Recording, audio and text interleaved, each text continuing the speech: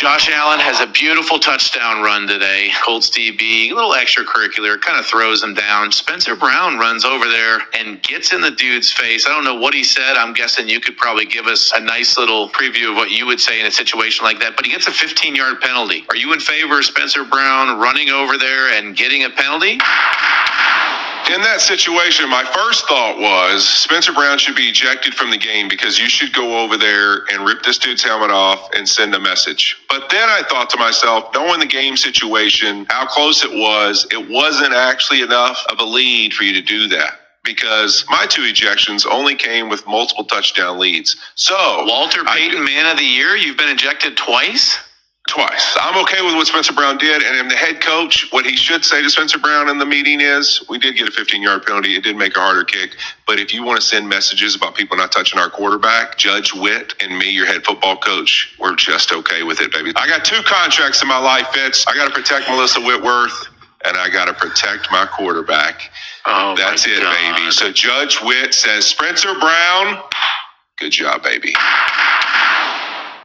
What is going on, YouTube world? It's Coffee tapping back in, man. And shout out Built in Buffalo, a great page, content machine. You know, they cover the Buffalo Bills. I originally saw this on the timeline on the gram where they were reporting on this situation here. You just heard Fitz. And how about Fitz, man? I love to see it. He's doing his, broadcasting on the games, post games and stuff like that with the, I think Amazon Prime, them primetime games, the live stream at the end, where there's some really good stuff, man. Like him and Josh Allen had a dope combo on there. I think I did a video on that. And this podcast, I was unaware of this, Fitz and Witt. I had no idea. Did you know about it? If you did, let me know. I didn't know, man, but I love to see Fitz transitioning into this part of his career, man. Like, he was a dude as a Bills fan.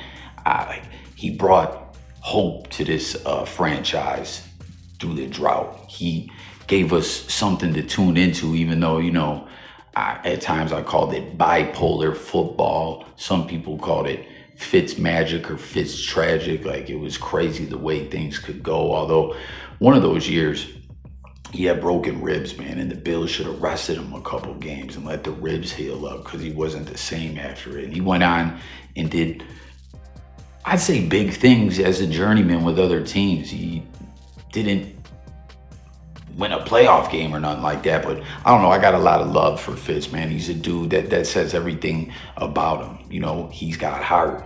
He's a team player. And I don't think there's anyone in Billsmafia that doesn't have major love for Fitz. And there was a dude, I forget his name, man, who subbed to the channel a long time ago where I was making a video just talking about Fitz's career, the ups and downs and all that and everything. I feel like Tampa benched him prematurely that year. He was on fire when he came out with the stunner shades on and D-Jax's chain on. That was gold right there, man. And he's just that dude, you know. Like, there's, what I was getting at is there's people that just are Ryan Fitzpatrick fans, I've come to find out, you know. Like, he's the kind of dude that is like that just never quits, gives it his all, like his character, you know. Like, someone in life, you'd be blessed to have a friend like that, man, you know. Watch your circle, guys. Watch who you let in your life.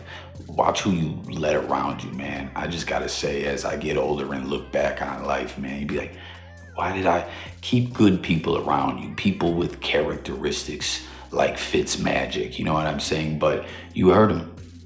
That was an absolute BS call, in my opinion. When I saw the flag thrown, I thought the flag was for Josh getting thrown down like that by the Colts defender. You know what I mean? But then we see, what was it, unsportsmanlike on Spencer Brown, and you heard him, an argument / convo that takes place on an NFL field costs roughly $12K, if anyone was curious, man. And Fitz, you heard the podcast clip. He was like, that's what you do, him and Witt. You protect your quarterback, protect your wife. You know, I love my life, I love my wife, and I love my quarterback, right? And Fitz respond here and say, yo, because this was model behavior in fulfilling your duties as an O lineman and protecting your QB, Andrew Whitworth and I will be sending $12K to a charity of your choice, my friend. Thanks for providing an example of what linemen should be. Hit me up and let me know where you want it to go. And how cool is that, man? You know, it's not just a dope podcast and a dope clip out there with principle behind it, right? Like, sports is a team game, right? And there's a lot of life lessons in that, and the camaraderie and everything, and, you know, being there, having your teammates back. And that's what he did. That's what you're supposed to do in the NHL, right? They got like those enforcers. Someone's out there, you know, getting chippy with one of the goal scorers or something like that. You send out the goon to go drop the gloves and throw some haymakers and be an enforcer. And that's what's wild with this too. He didn't even put hands on him. He just got up in dude's face, and we don't know what was said out there. Only Spencer and the other individual, I guess, know. But he told him what he had to tell him. He did what he was supposed to do. He protected his quarterback. He was a good teammate. And that's what it is. That's what it should be. And I think that's cool. Like, it's like Fitz didn't just comment on it, right? As a former quarterback and now content creator, broadcaster, etc. Which, again, I love seeing this side of Fitz. I love seeing him continue to be involved in the NFL and all that as a fan. And he's got some good ish too. He's had some tweets go viral. He likes to throw a little comedy in there and such.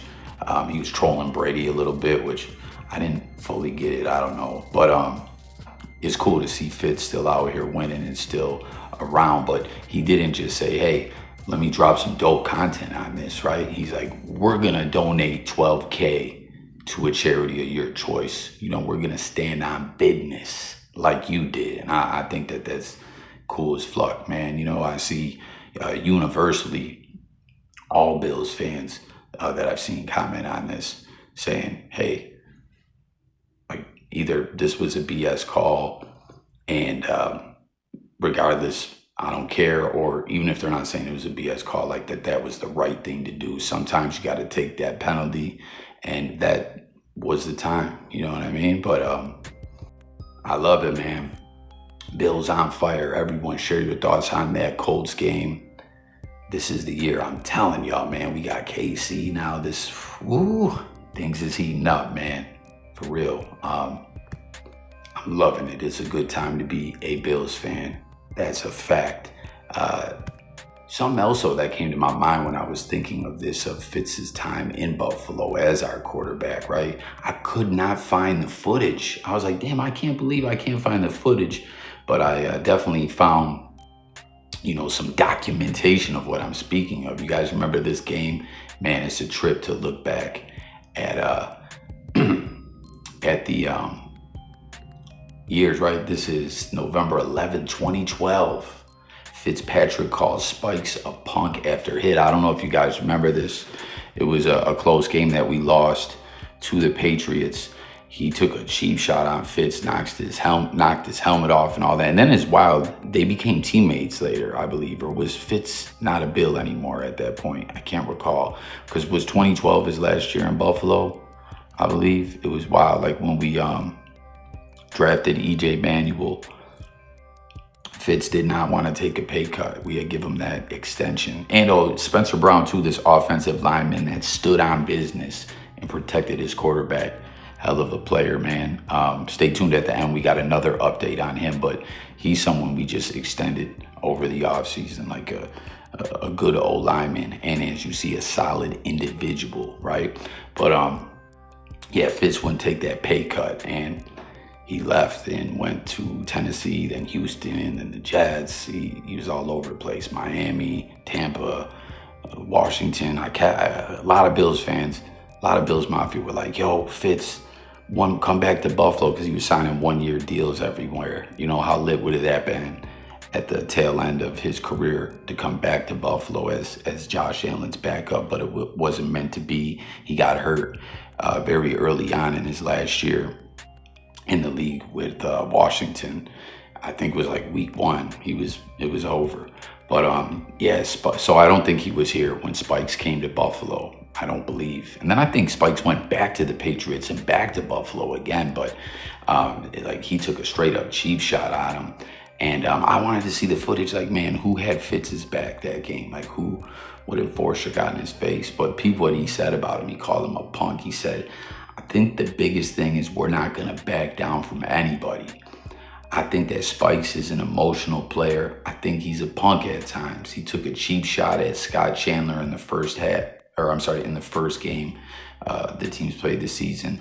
He was doing a lot of jabbering and talking and hitting out there.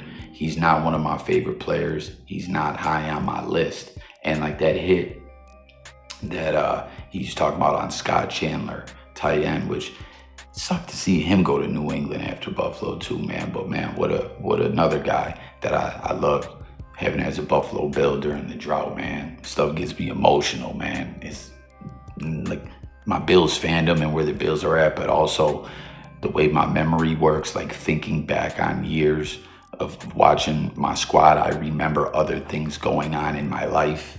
It's weird as I approach this middle age era of my life, and the emotions are all over the place. It's fucking crazy. But Chandler was a beast, man. I think his first game he started with the Bills, he had like 3 or 4 touchdowns in that game. That was 2011. That was the year we started out 4-0. That's the year that Fitz had broken ribs and they should have arrested him, man. But that got Spikes a $21,000 fine, and Chandler was forced out of that game with a concussion. Like, Spikes was on some BS, but just thinking about Fitz, this reminded me of that. Does anyone remember? Did anyone get on Spikes' bumper back then? That ish was crazy. And also another beloved Bill sounded off back then in the press about that too. He said Eric Wood, he labeled Spikes a headhunter.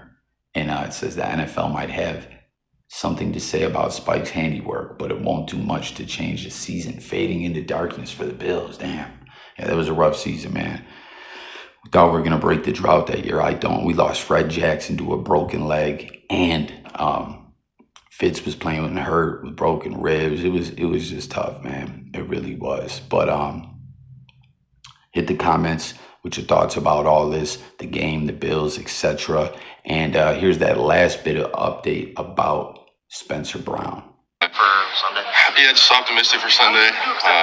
Training staff and myself are doing a good job, just maximizing every single day. Been here early in the morning, staying until 6:30 tonight here, so just optimizing all the time we have, and hopefully I can go on Sunday. It's too early to tell right now, but hopefully by the end of the week we'll know more.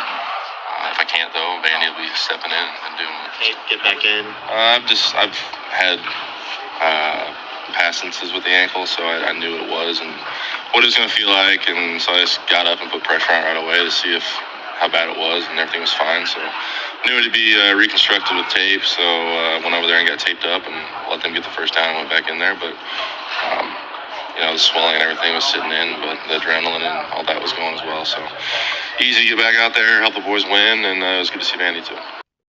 All right, so you hear him talking about the ankle injury. We're going into this big matchup. Hopefully he's ready to go. Looking at the injury report, man, a lot of people on here, but it's like obviously the way the NFL, what's it called?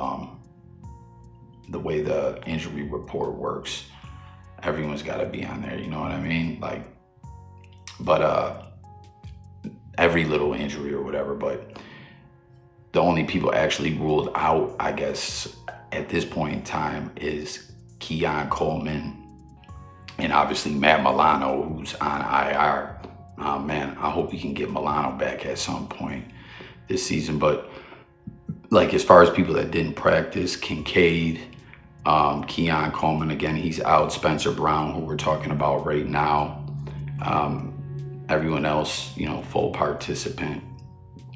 So I don't know. And then on the Chiefs side of things, let's see, who's actually ruled out? Unspecified, everyone's game status, but who didn't practice? Let's see. I don't know. Oh, here we go. for every limited participation. So everyone was participating during the week that's on the Chiefs injury report here. So I don't know, but this is a big game, man. Like, this is what it is. And we beat the Chiefs the last few years in a regular season, man. You guys remember a few years ago, there was that BS call, someone tripped. Josh Allen, I think they missed the tripping call, man. They were playing chippy out there, and we beat them last year as well. You guys remember that when, what's his name, Mahomes was crying, like, at the handshake? That was like, I was like, what a bitch, man. Like, instead of shaking hands with Josh, he comes over there crying about the call, about the receiver being offsides. Was that MVS, you guys? I can't recall. And if it was, I just did a video the other day. I was shocked. I didn't even realize the Bills cut MVS. He was barely with us, but he was just doing his thing down there in New Orleans, catching two TDs and a major victory for them over the Falcons. But there you have it, guys. Comment. Big game coming up. Let's talk about it all below. Subscribe to the channel. It's Coffee, where we talk music, news, sports, and more. And I'm gone, guys. Peace.